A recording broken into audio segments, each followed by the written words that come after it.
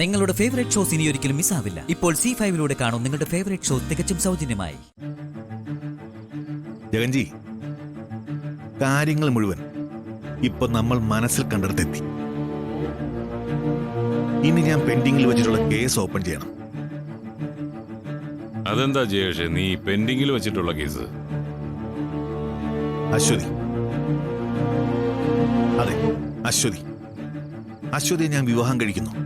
അത് ഞാൻ തീരുമാനിച്ചു കഴിഞ്ഞു. പക്ഷെ ജയേഷ്, നമ്മൾ ഈ കാര്യം വ്യക്തമായിട്ട് തന്നെ അവളെ ചോദിച്ചതാ. അവള് പക്ഷെ അടുക്കുന്നില്ലല്ലോ. അവൾ അടുക്കുകയോ അടുക്കാതിരിക്കുകയോ ചെയ്യട്ടെ, ഞാൻ അവളെ വിവാഹം ചെയ്യാൻ പോകുന്നു എന്നുള്ള കാര്യം ഉറപ്പാ. അവള് സമ്മതിക്കുന്നില്ലെങ്കിൽ ഞാൻ ബലം പ്രയോഗിച്ചു കൊണ്ടുപോകും. വിചാരിക്കുന്ന പോലെ അത്ര എളുപ്പമാവൂ? ഒന്നാമത് നീ ഒരു ഗവൺമെന്റ് ഉദ്യോഗസ്ഥൻ, നിന്റെ ജോലിയൊക്കെ അത് ബാധിക്കില്ലേ? അതൊന്നും എനിക്ക് പ്രശ്നമല്ല. ജോലിയുടെ കാര്യം എന്തോ ആവട്ടെ, എന്റെ മനസ്സിൽ അവൾ കയറി കഴിഞ്ഞു. എനിക്ക് അവളെ കിട്ടണം. അല്ല, ആദിയുടെ കുട്ടിയല്ലേ അവളുടെ കൂടെ ഉള്ളത്. അതിപ്പോ ആ കൊച്ചിനെ അവൻ കൊണ്ടുപോട്ടെ. പറഞ്ഞില്ലേ, അവള് മര്യാദയ്ക്ക് എന്റെ കൂടെ വന്നില്ലെങ്കിൽ ഞാൻ അവളെ കൊണ്ടുപോകും. ഉറപ്പായും കൊണ്ടുപോകും. ആദ്യോ അവന്റെ അനിയന്മാരോ ചോദിക്കാൻ വന്നാല് തീർക്കും ഞാൻ എല്ലാത്തിനെ.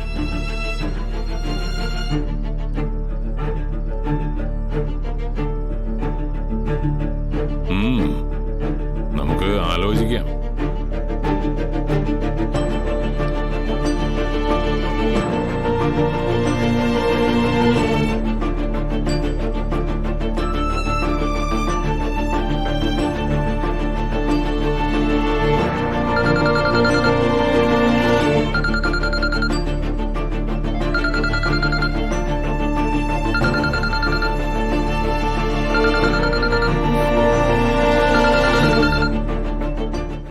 നിങ്ങൾക്ക് എന്താ വേണ്ടത്? ഒരേ പല്ലവി എത്രയെന്ന് വെച്ചാ ആവർത്തിക്കുന്നേ? പലവട്ടം നേരിട്ട് കണ്ടു. അപ്പോഴൊക്കെ എന്റെ തീരുമാനം ഞാൻ അറിയിച്ചതല്ലേ. അതിൽ കൂടുതൽ ഒന്നും പറയാനില്ല. എപ്പോഴും പറയുന്ന പോലെയല്ല ഞാൻ ഇപ്പൊ സംസാരിക്കുന്നത്. ഞാൻ പക്ഷെ എപ്പോഴും പറയുന്നത് പോലെ തന്നെയാണ്. എന്നുവെച്ചാ അരുണിന്റെ ജീവിതത്തിൽ പ്രശ്നം ഉണ്ടാക്കുന്നത് തന്നെയാണോ? അത് നിങ്ങളുടെ വ്യാഖ്യാനമല്ലേ. ഞാൻ ചിന്തിക്കാത്ത കാര്യത്തെക്കുറിച്ച് വെറുതെ ഓരോന്ന് പറഞ്ഞുണ്ടാക്കണ്ട.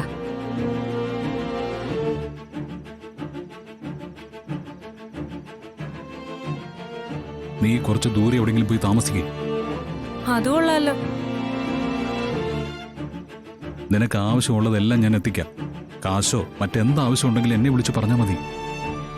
ഏട്ടൻ ഈ സംസാരിക്കുന്നത് അശ്വതിയോട് തന്നെയാണ്, അതുറപ്പാ. നീ എവിടെയാ കഴിയുന്നെന്നുള്ളത് ആരും അറിയണ്ട. ആദി, പ്ലീസ് ഇനി എന്നെ വിളിക്കരുത്. ഞാൻ ഫോൺ എടുക്കില്ല. ഹലോ,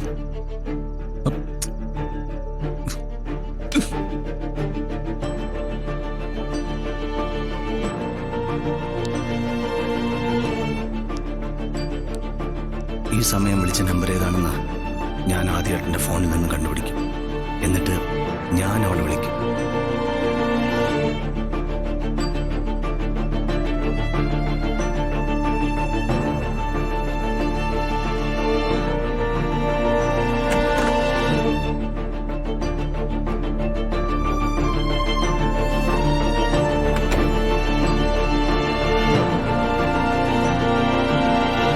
ഡൗൺലോഡ് ചെയ്യൂ C5 ആപ്പ്. കാണൂ എല്ലാ എപ്പിസോഡുകളും സൗജന്യമായി.